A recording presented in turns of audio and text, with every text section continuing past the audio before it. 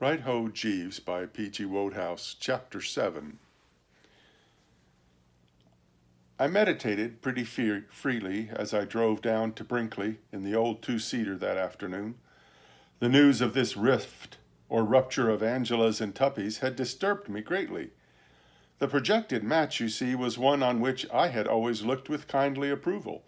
Too often, when a chap of your acquaintance is planning to marry a girl you know, you find yourself knitting the brow a bit and chewing the lower lip dubiously, feeling that he or she or both should be warned while there is yet time. But I have never felt anything of this nature about Tuppy and Angela. Tuppy, when not making an ass of himself, is a soundish sort of egg. So is Angela a soundish sort of egg. And as far as being in love was concerned, it had always seemed to me that you wouldn't have been far out in describing them as two hearts that beat as one. True, they had had their little tiffs, not most notably on the occasion when Tuppy, with what he said was fearless honesty and I considered thorough goofiness, had told Angela that her new hat made her look like a Pekingese. But in every romance, you have to budget for the occasional dust-up, and after that incident I had supposed he had learned his lesson and that from then on life would be one grand sweet song. And now this wholly unforeseen severing of diplomatic relations had popped up through a trap. I gave the thing the cream of the Wooster brain all the way down, but it continued to beat me what could have caused the outbreak of hostilities, and I bunged my foot sedulously on the accelerator in order to get to Aunt Dahlia with the greatest possible speed and learn the inside history straight from the horse's mouth. And what with all 6 cylinders hitting nicely, I made good time and found myself closeted with the relative shortly before the hour of the evening cocktail. She seemed glad to see me. In fact, she actually said she was glad to see me, a statement no other aunt on the list would have committed herself to, the customary reaction of these near and dear ones to the spectacle of Bertram arriving for a visit being a sort of sick horror. "Decent of you to rally round, Bertie," she said.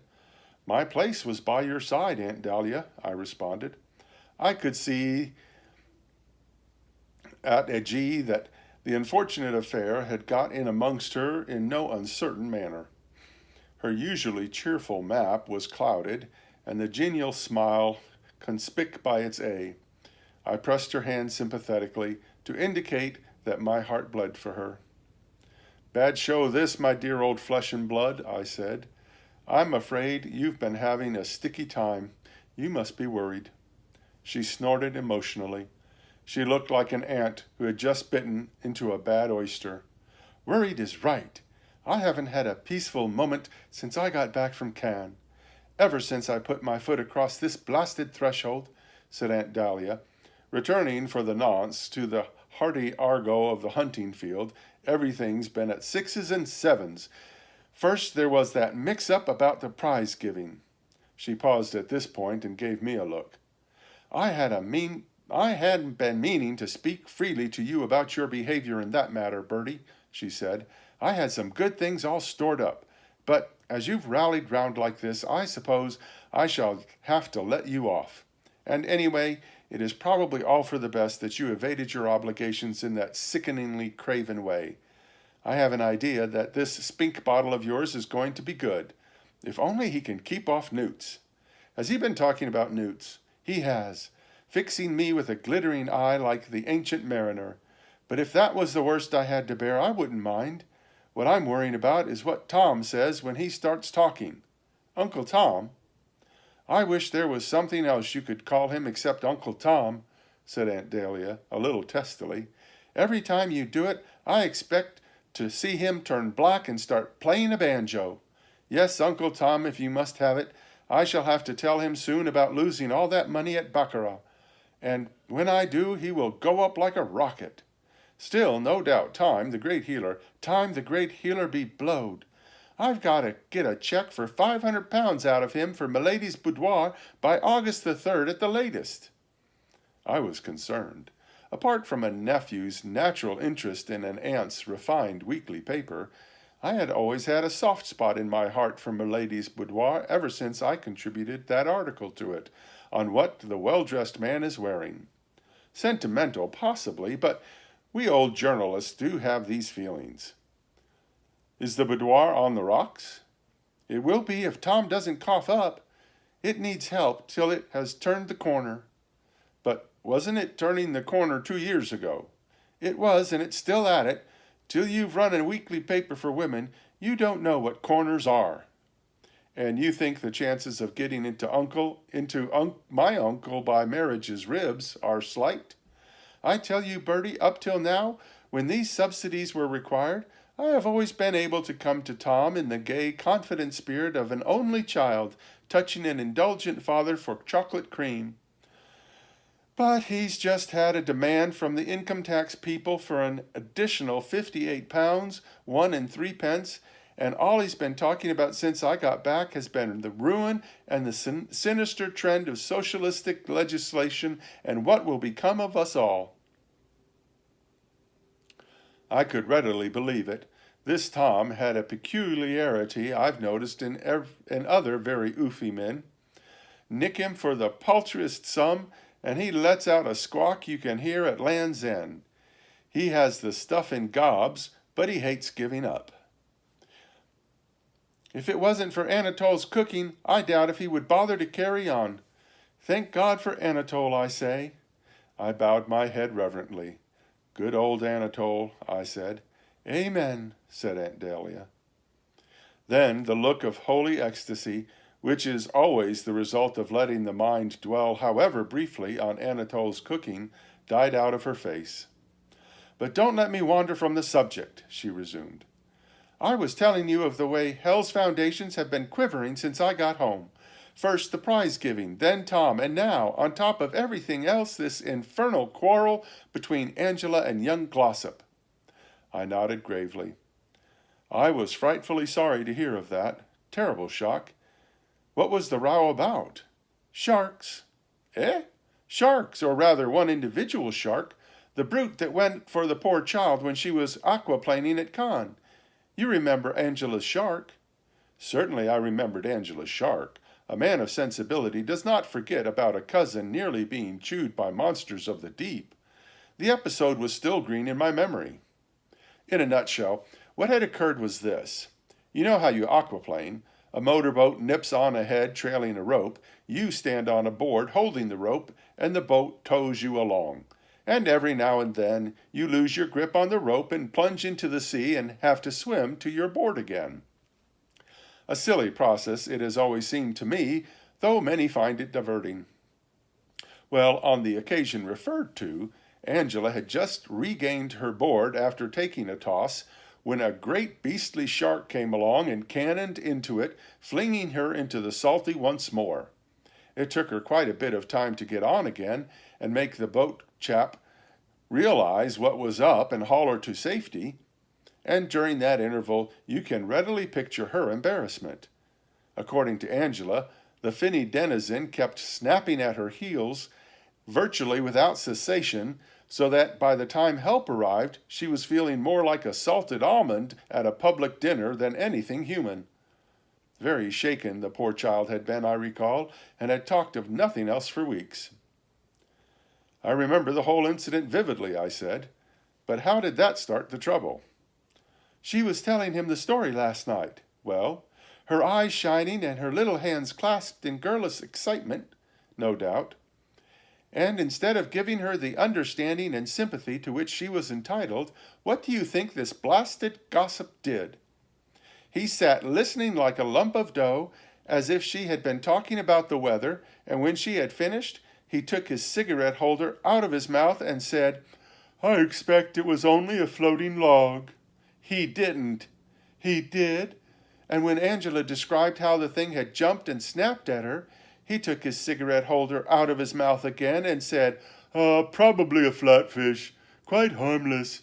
No doubt it was just trying to play. Well, I mean, what would you have done if you had been Angela? She has pride, sensibility, all the natural feelings of a good woman. She told him he was an ass and a fool and an idiot and didn't know what he was talking about. I must say I saw the girl's viewpoint. It's only about once in a lifetime that anything sensational ever happens to one, and when it does, you don't want people taking all the color out of it. I remember at school having to read that stuff where that chap Othello tells the girl what a hell of a time he's been having among the cannibals and whatnot. Well, imagine his feelings if, after he had described some particularly sticky passage with a cannibal chief and was waiting for the awestruck, "Oh, not really!" And she said that the whole thing had no doubt been greatly exaggerated and that the man had probably really been a prominent local vegetarian. Yes, I saw Angela's point of view. But don't tell me that when he saw how shirty she was about it, the chump didn't back down. He didn't. He argued. And one thing led to another until by easy stages they had arrived at the point where she was saying that she didn't know if he was aware of it, but if he didn't knock off starchy foods and do exercises every morning, he would be getting as fat as a pig. And he was talking about this modern habit of girls putting makeup on their faces, of which he had always disapproved. This continued for a while, and then there was a loud pop, and the air was full of mangled fragments of their engagement. I'm distracted about it. Thank goodness you've come, Bertie. Nothing could have kept me away, I replied, touched. I felt you needed me. Yes, quite. Or rather, she said, not you, of course, but Jeeves. The minute all this happened, I thought of him. The situation obviously cries out for Jeeves. If ever in the whole history of human affairs there was a moment when that lofty brain was required about the home, this is it. I think if I had been standing up, I would have staggered. In fact, I'm pretty sure I would. But it isn't so dashed easy to stagger when you're sitting in an armchair. Only my face, therefore, showed how deeply I had been stung by these words. Until she spoke them, I had been all sweetness and light, the sympathetic nephew prepared to strain every nerve to do his bit. I now froze, and the face became hard and set. Jeeves, I said between clenched teeth. Rifoon, said Aunt Dahlia. I saw that she had got the wrong angle. I was not sneezing, I said, Jeeves. As well you may. What a man. I'm going to put the whole thing up to him. There's nobody like Jeeves. My frigidity became more marked. I venture to take issue with you, Aunt Dahlia. You take what? Issue. You do you? I emphatically do. Jeeves is hopeless. What? Quite hopeless. He has lost his grip completely. Only a couple of days ago, I was compelled to take him off a case because his handling of it was too footling. And anyway, I resent this assumption, if assumption is the word I want, that Jeeves is the only fellow with a brain. I object to the way everybody puts things up to him without consulting me and letting me have a stab at them first. She seemed about to speak, but I checked her with a gesture. It is true that in the past I have sometimes seen fit to seek Jeeves' advice. It is possible that in the future I may seek it again. But I claim the right to have a pop at these problems as they arise in person, without having everybody behave as if Jeeves was the only onion in the hash. I sometimes feel that Jeeves, though admittedly not unsuccessful in the past, has been lucky rather than gifted.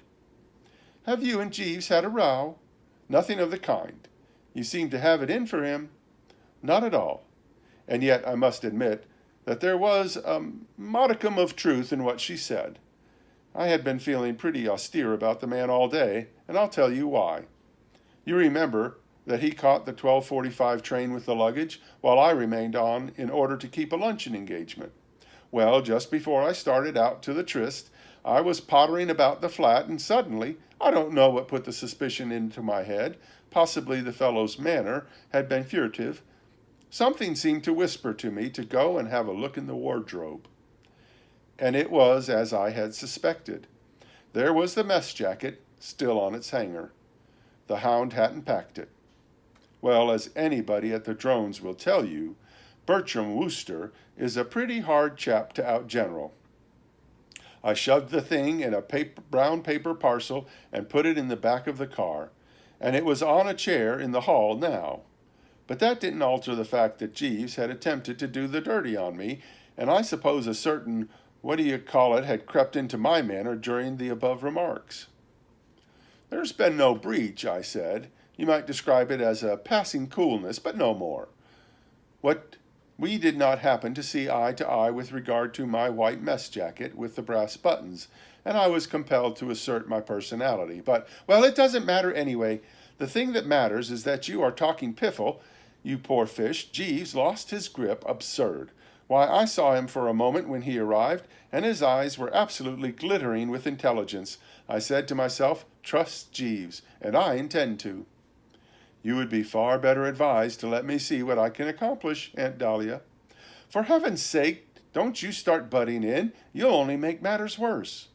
On the contrary, it may interest you to know that while driving here, I concentrated deeply on this problem of Angela's and was successful in formulating a plan based on the psychology of the individual, which I am proposing to put into effect at an early moment. Oh, my goodness. My knowledge of human nature tells me it will work. Bertie, said Aunt Dahlia, and her manner struck me as febrile. Lay off, for pity's sake, lay off. I know these plans of yours. I suppose you want to shove Angela into the lake and push young Glossop in after her to save her life or something like that. Nothing of the kind. It's the sort of thing you would do.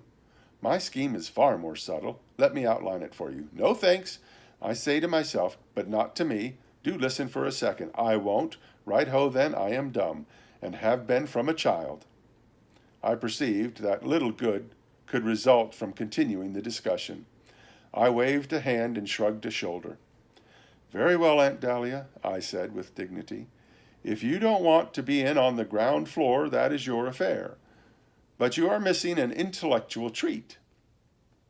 And anyway, no matter how much you may behave like the deaf adder of Scripture, which, as you are doubtless aware, the more one piped, the less it danced, or words to that effect, I shall carry on as planned.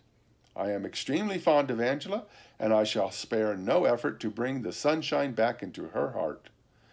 Bertie, you abysmal chump, I appeal to you once more, will you please lay off? You'll only make things 10 times as bad as they already are. I remember reading in one of those historical novels once about a chap, a buck he would have been, no doubt, or a macaroni or some kind of bird as that, who, when people said the wrong thing, merely laughed down from lazy eyes and flicked a speck of dust from the irreproachable Mechlin lace at his wrist. This was practically what I did now. At least, I straightened my tie and smiled one of those inscrutable smiles of mine.